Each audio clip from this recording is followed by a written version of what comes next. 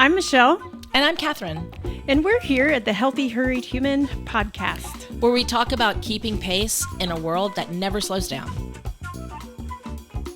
Welcome back. This is a good one. I think we say that every time. Thankfully, we think they're good. Yeah, All of right. them good. No losers in the bunch. We love our stuff. My very first day of working with Foxygen Consulting, you were giving brief overviews of your methodology and what you use and Products, yeah. products, tactics. And I got stuck on healthy inner circle. I remember vividly sitting in your office going, wait. This was such a significant concept to me about a tool I wish I had had sooner in my life. Right. And I just thought it was was mind-boggling to me, and it made so much sense. And we had a big conversation about what is it? How does it show up in your life? And then what does it mean at work? So we may not be able to get into all of the nuances of this. Oh, we're not. And I know that we have developed training sessions and products out of this to use specifically for the workplace in two very different categories that we're going to talk about. But this is one of the ones that, to me, is a foundation of how I was introduced to the company. Yeah. So let's discuss Healthy Inner Circle. This is something that you put together in a package. So I think of it as your product. Yeah. And I am excited to present it to our listeners. So why don't you start off this time by explaining really what Healthy Inner Circle is? I don't think we need to explain why it's on the wheel, because I think the importance of it is going to make sense. Yes, I think that's gonna prove itself. This one is my passion baby, because we're going to talk about it a little bit later in this episode, where it came from. But this is mine. So if you're listening and you think inner circle, we've heard that term before. People have talked about inner circle, and for various, your inner circle. I've heard it in, working at churches. Churches will talk about the inner circle of the church, or in organizations, who's in the inner circle, as far as like meaning who's in the boardroom, that kind of stuff. So you've heard the term inner circle, but the way we're going to talk about it today, I'm pretty sure it's going to be new to you as a listener. And so I want to dive in, and I want to start with some analogies. We're just going to say this episode's probably going to be heavy on Michelle's voice today. So we're going to dive in, and I would just want to give some examples and help everyone kind of picture a relationship or a person that they know that fits kind of the description. So everybody probably has that one person that you like to call because something good has happened or something not so good has happened, but like an extreme thing, I got to call, my mom, my sister, my best friend, or, maybe it's a sibling, but it's that person that you've got to call, but they're also the person that you want to tell them this, but you feel like you have to put kind of parentheses around it and say, I'm just telling you this. I do not want advice. I do not need you to just shoot whatever comes to your, because they're going to just be real direct and honest with you. And that's important to them, that they give you that honesty first. And you have to say, I want to tell you this news, but filter yourself, right? So there's that person in our life. And then there's maybe that friend that you can call them and tell them anything, also good or bad, and they are going to just say the best things to you. They just are encouraging. They love you. They cheer you on. But sometimes you have that question in the back of your mind. Would they really tell me I look fat in this dress if I asked? Or are they really going to tell me truthfully? Do they feel they can? But I love them so much because they make me feel good. Okay, so there's that's a second type of relationship that we have. And the third person is, I have a couple of friends that come to mind when I think about this. I love being around them. I love our time together. And it sometimes is few and far between. You love to spend time. You love to hang out. And when you're with them, you can go till 2 a.m. when, you're middle-aged and you don't normally stay up till 2 a.m. But with them, you can, because you just have such a great time. And sometimes it's not you just don't have enough time to get Yeah. everything packed in. That's right. But when the world becomes small or hard, or you have a big, great cheering moment, they're not really there. They don't really have the time to fit you in, or they can't come to your celebrations, or they can't be there when, you've lost a parent or your child's going through something hard. They aren't there for those kind of things, but you love them and you love to be around them, but they just don't quite have it to be there for you when you emotionally need them. And so those three attributes, what I've just described in three different people, are honesty, emotionally available. Well, I went honesty, encourager, emotionally available. When we talk about inner circle, I want, as the listener, I want you to imagine a bullseye, the three circles, a bullseye circle, little circle, medium circle, large circle. All encompassing each other. All encompassing each other. And when you see that, I want you to put yourself in that inner circle, and I want you to think of who is in that inner circle, that small circle. It's supposed to be small for a reason, because we can't really have the capacity to have 12 people in our inner circle. As the resident expert, I would like to challenge this. So what we're looking for is not a person for each attribute. Okay. And this is what people do, is I listed three different scenarios with three different people. We're looking for people in our inner circle who bring all three of those attributes to us by themselves. And so what we tend to do as human beings is collect the person who's going to be honest, and they're there, and we collect the person who's our encourager, and they're there, and we collect the people who are going to be emotionally available for us, and they're there. But inner circle really should be all encompassing to one individual brings all of those three things to us. And the way I like to describe inner circle assessing, or what is appraisal, is the way that you would pick up a cereal box to say, should I eat the cereal or should I not? Let me look at the side, and I'm looking at the nutritional facts. Is it too much sugar? Is it enough protein for this what I'm going to eat it for, right? Or when I'm going to have it, for breakfast or a snack. And when we think of inner circle, we tend to, as human beings, to put people in it because they're related to us or our history. So, well, that's my mother or that's my sister. They have to be my inner circle. They should be. Think they should be. That's right. Because they're related to us, or because they've been my best friends since 5th grade. They should be my... Society tells us. That's right. It should be that way. And it's really hard when, we've been through this training. We watch people go through this process when we're teaching this, of understanding that it's okay. A lot of times our role when we're doing the training is giving people the okay and the grace to say, you can move. You can move your mom. You can move your sister. You can move your dad to the second circle. First of all, we make light of this, but it's a really true thing. You're not putting this on a t-shirt. You're not sending a memo. This is your emotional, nutritional, inner thoughts. Not to be spoken out loud. That's right. And so it's okay. It does not change their value.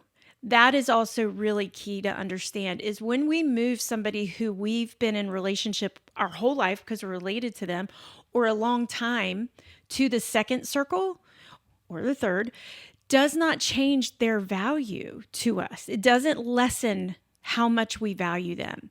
What it does is it sets us up for success in being in relationship with them. Because when we understand I love when you get that look on your face. I love it, because I'm like, she has a great question coming. It was say what? Okay. keep talking. What did I say, by the way? Well, I agree with the setting up for success, but it helps us thrive in relationship with them. Mm-hmm. And I think we've talked about the bullseye, mm-hmm. and why didn't you name it like why don't you call it 3 tiers of relationship? Because really the inner circle is a particular relationship. Yes. And then like the next circle out is they maybe have 2 of the 3. And then the next level out may have 1 of the 3. Is that kind of what you're saying? I mean, that's a way to look at it. But the reason why I call this inner circle is because the inner circle is where we get our own nutritional value emotionally. So it's so easy for me to go to this analogy and help people understand, and it's eating and food, because we feed ourselves. We put food on our own plate when we're adults. And you may not realize it, but we all do it. We may ignore it. We don't go through a buffet, well, we shouldn't, and put 5 starches on there. We look at our plate. Now, we may make a choice to be like, I don't care. I'm at a buffet.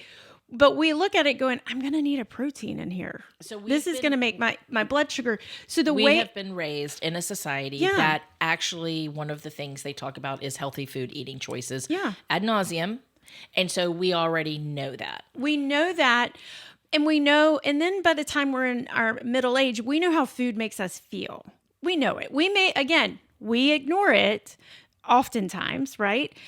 But we know, and we get to make that decision. And so I want this inner circle is the health of where we thrive for ourselves emotionally. Remember in, I think it was the last episode when we talked about relational thriving, we talked about knowing our value. It's important that we know we have value with other people. But if we have the wrong people in our inner circle, we may incorrectly decide that we don't have value with somebody that we actually do, because we're not getting from them what we want and what we need from them. And so that's because they're in our inner circle. I can see on your face that I need to talk. I need to say that. I need to say it again. A different way. We may accuse in our mind somebody of not valuing us, not loving us, because they don't respond. They don't give us honesty when we need it. They don't give us emotional availability when we need it. And they don't encourage us when we need it, because in that moment, this is what I need from you, and they aren't giving it. And so we incorrectly assume they don't love me as much. They don't care about me because they're not giving me what I want. And it's not that. It's because they don't belong in your inner circle, because that's not who they are. And so we want from them. I love when you make that face too. I really think if you're not watching, this is the one you need to go watch. No, you don't. You don't need to. It's just me being mind blown. Mm-hmm. I'm being the mutual gaze mirror reflecting for you. It's because that is such a big concept of it is okay for significant people in your life to not be in your inner circle, because what you're choosing in your inner circle is the healthiest, most supportive, soul-filling relationships. For you. In the times that you need it. This is why I say this, when you say this is your inner stuff, we're not putting it on on an email or a t-shirt or sending them, a TikTok about it, because this is for you. Just like I don't feel the need to tell people what I need to eat all day in order to feel good. I just do it. Right. So this is for you, and it is okay for you to have the people in your inner circle who are going to meet your needs that make you feel loved and feel valued. That's just the easiest way I think I can put it together. They are going to be your inner circle. I like to say that your inner circle is when you get a new job promotion, or you write a book, or you're starting a podcast. Something big in your life is great. Or you got a refund you weren't expecting. Right. Or you just got fired, your dog just died, or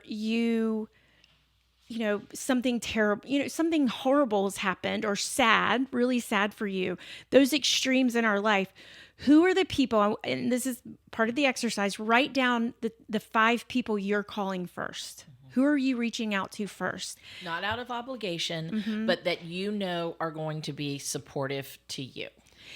And in that, I like for people to kind of peel back the layers of why are they in there? Do you always feel that they show up the way you need them to? Oh, that's it. Yeah. The showing up part. The way you need them to. They show up for you the way you need them to. Yes. That's the key part of inner circle. Yep. It's really hard for me to I mean, I'm better at it now, of course, but the first time I heard this was to break off the normative, the what I think is supposed to be my counsel, right? Like we're talking like your counsel of people, and talk about a little bit about how sometimes they go in and out of that circle. So seasons of life, I always say it's fluid. The inner circle is fluid because who was in my inner circle 10 years ago are not the same people who are in my inner circle now, because life changes and whatever season we're in. Sometimes that person was in it because we were sharing small children together at the same time, or proximity sometimes is not necessary, but sometimes has a big part of inner circle. Just where we are in life dictates who can be in your inner circle. And that's okay. Again, it doesn't mean when they I always say that inner circle fence is liquidy. They can float in and they can float out. And it's never a get out. I don't promote get out of my inner circle kind of mentality, but just a knowing. It's a revelation, and it's okay. It's okay. Like, this isn't working right now, and it's all right. Yeah. And I have friends of mine that I knew if I was in a crisis and I called them and I said, I need you to show up in my life, they would do the best they can, but they're not emotionally available right now. Right. And so they don't have the third leg to stand on with this, but they're just barely in the second level, because they're still so vitally important to me, and they have shown up big, and I know how much that they love and care for me. They're just not emotionally available for me. And that was it was almost a relief, because then they weren't disappointing me. That's right. Or because I wasn't reaching out empty arms and feeling rejected or not seen. And they weren't wondering what they did. Because sometimes, not always, I think we can sense when people need things. And as the person on the other end, you're like, I feel like I let them down, or I feel like I disappointed them. I feel like I didn't show up the way that I feel like people can sense that. Women especially. I don't know so much that men, because men don't have quite the antenna that women have, but there's this sense of like, I don't know I feel like I let you down. I didn't give you what you need. Here's why it's important. And again, coming back to that, why is it inner circle? When we get that news, good, extreme bad, and we think, I want to call these people. If we know who's in our inner circle and they are able to give us those 3 things, we can still also make a person who maybe is in our line, the 5 people we call, they can still be there, but we know to put them at number 5 or number 6. Oh, right. Because they're in the second circle, because I got what I needed first. So that when I show up or I come to you and all they can give me is their honesty, I'm okay, because I got the encouragement. I got the emotional availability. I got some honesty, even if I needed it. But now I'm ready for what I know you can only give me, which is you love to give me, the direct business like honesty, or you can only give me the cheers and the encouragement when I really needed some emotional. We can get from them what they are able to give us because we're filled up. So what I hear you saying is we also reset our expectations That's right. for the people that are in our lives. We may have a significant person in our life, and instead of staying constantly disappointed because we've reached out, they've been blank, they don't celebrate, they're not honest, whatever it is, when it's almost like we're no longer delusional about that relationship, it's not harmful to us. We know how they're going to show up. They've That's right. consistently shown up in a certain way. It's almost like a relief because you can. There's freedom in it. There's real freedom in allowing them to just be who they are to us, who they are as a person. And we give them the freedom to be that. And we're okay because we're not grabbing for more. So I know you have a personal analogy about this, but I feel like, do you want to talk about that personal analogy, or because I wanted to take it to a workplace. Yeah, What do you want we to can do? do that. Because I think one of the ways we've talked about this, about how does this show up in work, and we've got two different ways, because it's different when you're a leader, it's different than when you're on colleagues on a team, but this knowing, so much emphasis is put on, personality assessment, behavior assessments, which we're going to talk about in further episodes. But when you know how someone's going to react to you or what to expect from the people on your team, then it helps relieve a lot of the frustrations. Because, like, I told a story last episode about my boss being a big cheerleader for me, which was not his norm. And so I knew to hold that with me, because that was a one-off situation. Right. And that I needed to, like, take that as a win. But when we know how understanding who your colleagues are, how they communicate, how you want to be heard, like, it just relieves, it brings freedom, it relieves a lot of disappointment. And this is one of the ways in work That's right. that this helps. So we do, this because you do it with me. This is a product that we offer as a training to work in workspaces. It's really important, and it's a passion area for me, for people in leadership more so. It's great as a colleague. It's amazing as a manager or a leader, because this is where we offer the training to show the difference and to demonstrate and help bring understanding in the difference between authority and leadership. Because so many people are in management roles and leadership roles, and it's our society. If you're in that role, you bring authority. It's first, I'm not saying that that's not an element of it, but there is a real difference. And so I don't think workplaces quite understand how to train that yes, authority might be needed, but your leadership is more important. And so this training that we do in work, I think, helps make that a clear differential. And we talked about flipping it. That's right. We flip it. We flip it to say, are you being these roles to your team? Are you being these roles? But in work, there's an order to it. You know that. Do you think it's just in work? Because the order we put in work is, as a leader, you have to be what we call a big encourager, or your biggest cheerleader. That's what I like to call it. Your encourager or biggest cheerleader. And you have to be emotionally available, which means you have to take the time to let them sit with you and talk to you and to listen, actively listen. Mm-hmm. And if you're doing both of those, then the door's open for you to be honest. But if you're not doing one and two, then honesty comes across. A lot of times in work, and I think in what people, I'm using quotes, in leadership training, is they put more emphasis on honesty. I need to be direct with you. I need to be honest with you about, A, B, and C, and honesty is first, and being direct is first. And Honesty, you and I say that is not how it goes. That's not going to get your best results. It's not where you're going to see high productivity. You have to be an encourager, because being an encourager and being emotionally available builds trust. That's right. And when you build trust, then you have earned honesty. That's right. And so that's part of our training, is we talk about honesty in leadership has to be earned. You don't get it just because of your role or your title. You don't get to have that place in people's life. You will demonstrate it, people do, but you haven't earned it. And so when we bring this to work, this training to work, we flip the script, but we flip instead of, hey, in Inner Circle personally, we're looking at how am I nutritionally being emotionally fed, right?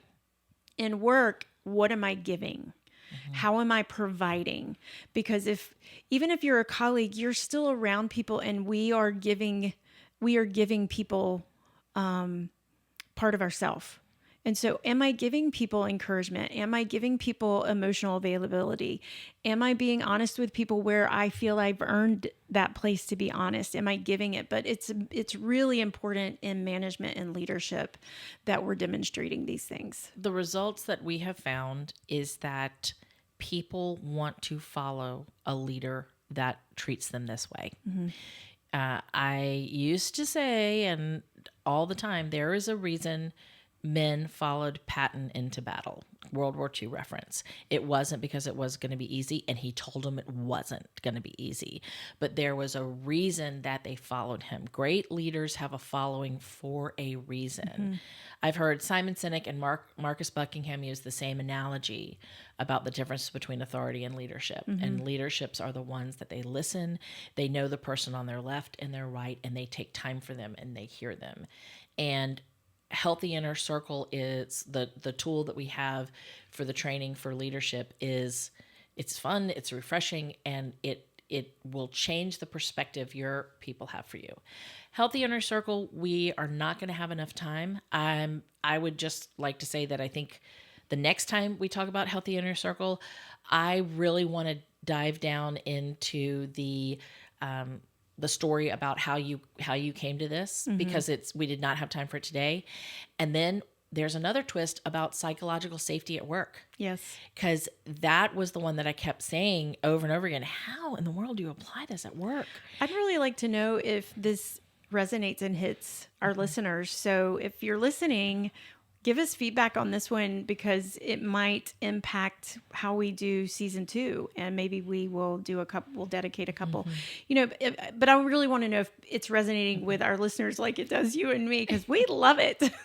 So a takeaway is a book that I've brought to the table. It's called The Ideal Team Player. Patrick Lencioni produced this book. He's very prolific, has a number of great books out there, like 6 Types of Working Genius. But this one right here is a really great book about team dynamics, and actually has his own, Venn diagram of how they cross over in 3 different ways. And it's the one that I would suggest that if you want to do a deeper dive, not necessarily on Healthy Inner Circle, because Michelle has not written her book about it yet, this is a great one for work that I think is a great read to do for helping with strengthened communication and support across your team in the workplace. Thanks for listening. The Healthy Hurried Human podcast is presented by Foxygen Consulting. At Foxygen, we provide business and performance psychology and consulting. We believe healthier people make a healthier workplace. Foxygen Consulting, breathing new life into your organization.